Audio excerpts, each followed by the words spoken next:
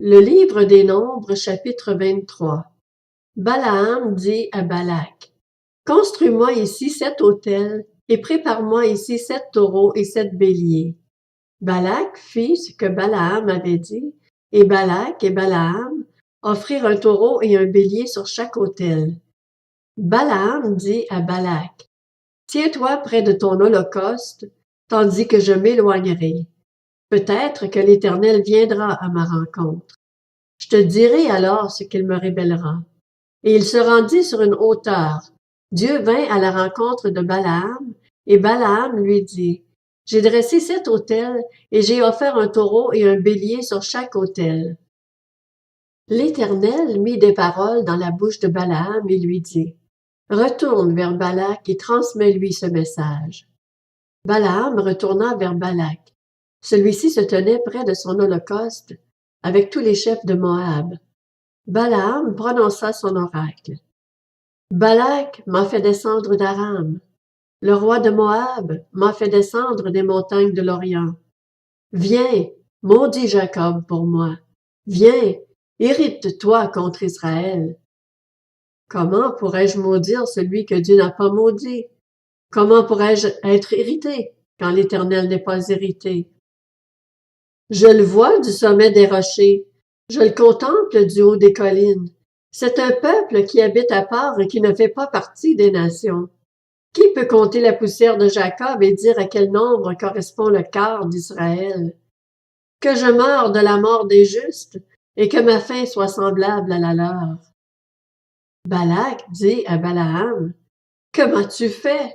Je t'ai engagé pour maudire mon ennemi et voici que tu le bénis. » Il répondit, « Ne veillerai-je pas à dire ce que l'Éternel met dans ma bouche? » Balak lui dit, « Viens donc avec moi à un autre endroit d'où tu le verras.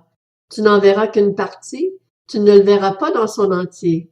Et de là, maudis-le pour moi. » Balak conduisit Balaam au champ de Tsophim, sur le sommet du Pisga. Il construisit 7 autels et offrit un taureau et un bélier sur chaque autel.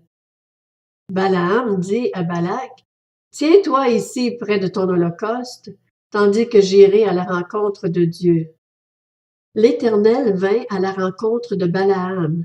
Il mit des paroles dans sa bouche et lui dit, « Retourne vers Balak et transmets ce message. » Balaam retourna vers Balak.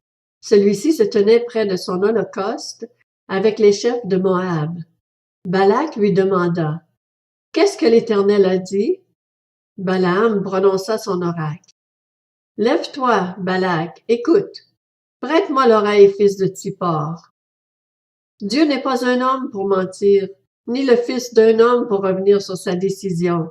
Ce qu'il a dit, ne le fera-t-il pas? Ce qu'il a déclaré, ne l'accomplira-t-il pas? Voici, j'ai reçu l'ordre de bénir. Il a béni, je ne révoquerai pas sa décision. Il n'aperçoit pas de mal en Jacob, il ne voit pas d'injustice en Israël. L'Éternel, son Dieu, est avec lui. Chez lui retentit l'acclamation réservée au roi. Dieu les a fait sortir d'Égypte, il possède la force du buffle.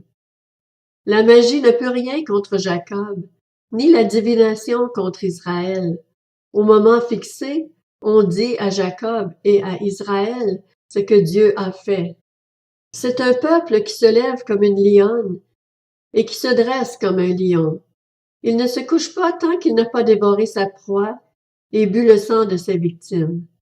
Balak dit à Balaam, « Si tu ne le maudis pas, au moins ne le bénis pas. » Balaam répondit à Balak, « Ne t'ai-je pas dit que je ferais tout ce que l'Éternel dirait? » Balak dit à Balaam, « Viens donc, je vais te conduire à un autre endroit. Peut-être Dieu trouvera-t-il bon que de là, tu maudisses ce peuple pour moi. » Balak conduisit Balaam sur le sommet du Péor, d'où l'on domine le désert.